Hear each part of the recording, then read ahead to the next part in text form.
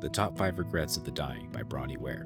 This is my favorite book that I've ever read before for a multitude of reasons. But in this book, the author details the 5 most common regrets that she came across when dealing with patients that were at the end of their life and looking back in reflection. These regrets are: I wish I had let myself be happier. I wish I'd stayed in touch with my friends.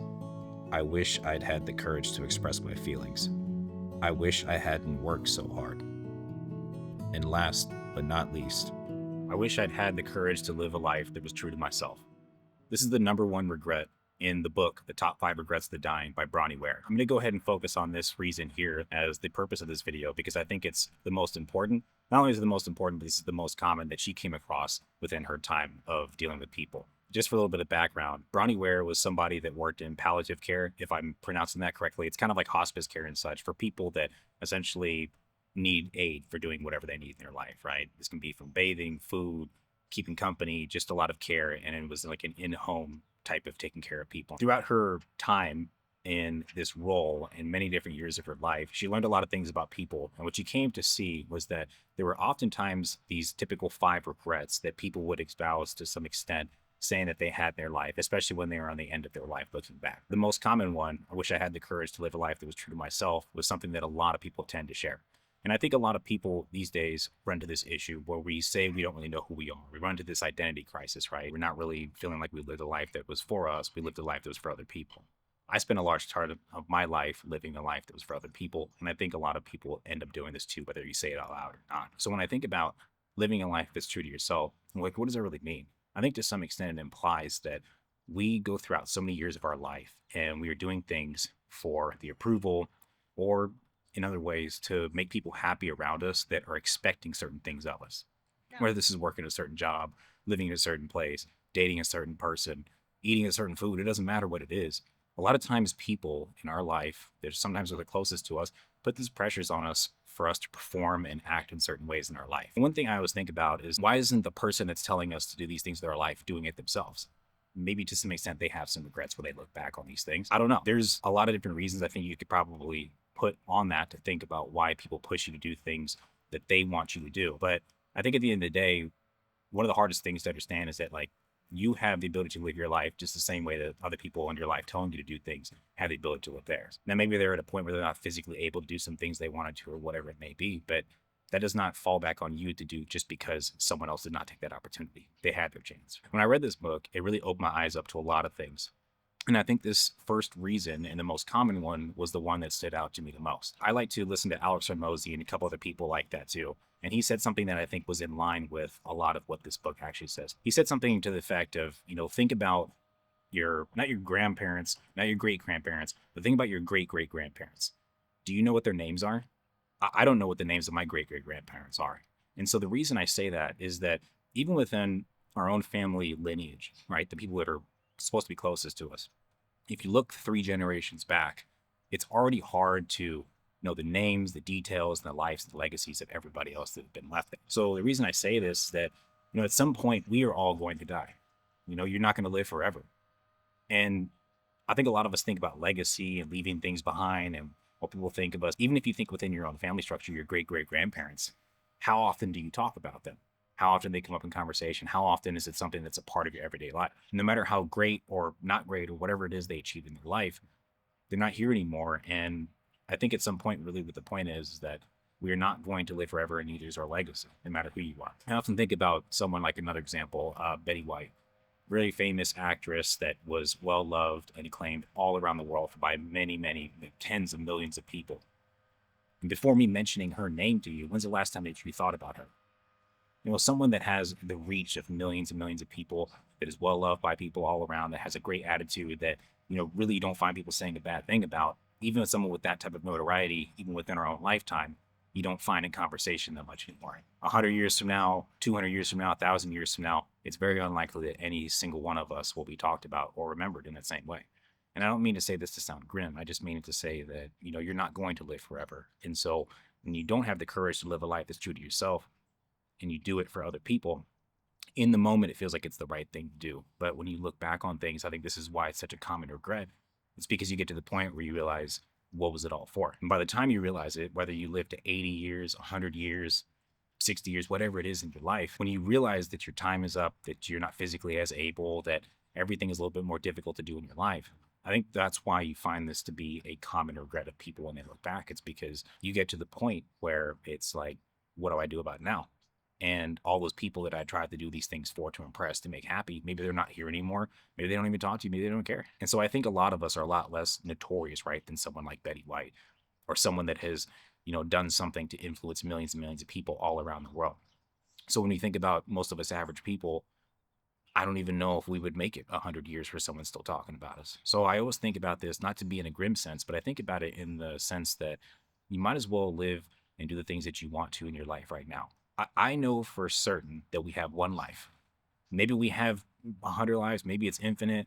Maybe we go to heaven. Maybe something else changed at this. I don't know. I have no way to definitively prove that. But one thing I definitively know right now that I can prove is that we at least have one life, right? And this may be the only life you have. So when we wait and when we do things for other people and not for ourselves, when we delay our happiness, when we let someone else's desires and happiness take a front seat to our life and we park our own things in the back, who is this really helping? A lot of times what I've had to do is take a step back in my life and ask myself why I do the things that I do.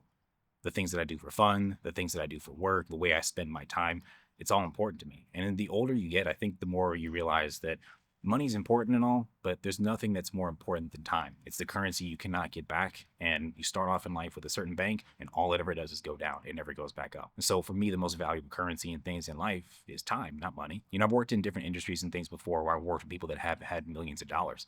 And one medical emergency derails all of that. They lose everything. I understand money is there for freedom, but at some point, it's not as safe as you think it is. For me, time is always the most important thing that you can use in this life. I think so many times there's ways that you can look at happiness in life too, right? Because when you think about people, sometimes in third world countries or people that don't really have much to their name, but maybe a shirt on their back and a little corner that they live their life in and such, but they're smiling all the time and they're happy. It's because I think a lot of times this attitude of happiness and fulfillment comes from within here, not within our pocketbooks or the desires of other people that we fulfill. So many people put so much pressure on others to do certain things to conform to what they want that I think it makes you sometimes forget what happiness and fulfillment and living a life that's true to yourself really even means. I forgot what the saying is, but it's like the only way I can kind of give an analogy for this is like imagine that you're around people constantly that are trying to put their expectations and things on you. And these people essentially are drowning, right? They're sinking down into the bottom of the pool. And you don't really feel like that's right. So you keep trying to float up to the top. But every time you listen to one of them, it's like they're reaching up, grabbing your leg, and pulling you down with them. I think a lot of times when you have the courage to step outside of yourself and to do something that's a little bit different than what the formula is or what people expect of you, people don't like that. It's not because they wish harm or anything bad on you. I think a lot of times it just reminds them of the things they're not doing for themselves. I've experienced that even with a small channel like this. I experienced this in many different ways in my life. And it's unfortunate because I think a lot of times it comes from the people that we hold closest to us. And, we would have expectations that, every time someone close to us tells us something, well, they probably have our best interests at heart, right? They want us to succeed and do these things. I think that there are certain people in your life that will feel that certain way about you. But I also unfortunately think that there's plenty of people in your life that will look at you trying to strive for something better in your life, and they will try to push you down because they don't like it. They don't like seeing someone that does something more for themselves because it reminds them of all the things that they're choosing not to do. It reminds them of their complacency and not wanting to make something better of their own life. You think about misery loving company, it makes sense because when you're not happy in your life, when you're not fulfilled, you're not feeling good in your relationship, when you hate your job, when you don't like where you live, you don't like your financial situation, all of these things, it's hard to then turn around and root for somebody else that's doing better than you, or at least that has the courage to want to try and improve the situation. And so a lot of times when you're the person in the room, if there's 10 people out there, but you're the one that has the courage to step outside and ask, like, is this what I want? Am I happy doing this? It threatens people, right? It threatens people's like facade of safety, complacency, comfort. And when they see you succeeding and doing well, it then shows them that they could have done that too. And the better and better you do, the less and less that they do, the more of the gap spreads. And I think a lot of times people put these expectations and they keep putting this pressure and stuff on you to conform and kind of come back to where they are because it makes them feel better to have that company. I think it's hard anytime in life you want to step outside and live a life that's true to yourself because it is something that you're going to feel very lonely, right? You're not going to have a lot of support. You're not going to have a lot of people in your corner. Sometimes you'll be around hundreds of people and not one single one of them will give you any support. And so I think after time, what this does is it makes you feel like maybe you're doing the wrong thing. And so many people, when they get to this point, they take a step back and they say, you know what, I'm going to go do what everybody else is doing.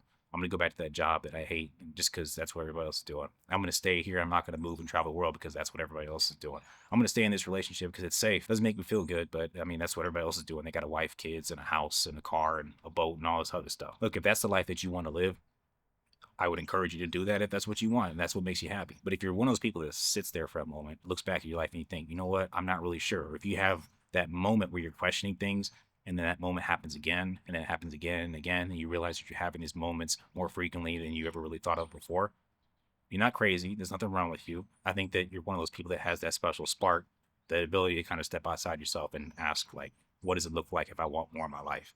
And that's perfectly fine. I've had to learn this the hard way in my life in so many ways because I never had support or people making me feel like I wasn't crazy for thinking this.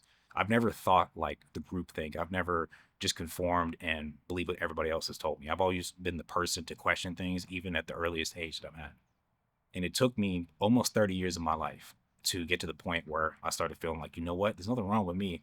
I just stand out a little bit more amongst some people because I have the courage to step outside and ask why. I'm a big proponent of people living their life and feeling happy, right? I want you to feel fulfilled in your life. I don't want you to be another example in a book like this in which you're having someone write about your struggles and the regrets that you have at the end of your life, looking back and saying, I wish I did X and X. I think that's probably one of the worst feelings in the world. I'm not even there, but I can envision what that's like to be sitting on your deathbed, looking back and thinking, you know what? I wish I had the courage to live a life that was true to myself. So right now, when you have the ability to do this, when you have the ability to change, I'm not saying it'll be easy. Change is rarely ever easy in life, but I think this is the road that leads to actual fulfillment and not having regrets. Because it's better to try, quote unquote, fail and realize something wasn't for you than to look back on your life and wonder what if. So I hope this helped. See you on the next one. Take care for now. Peace.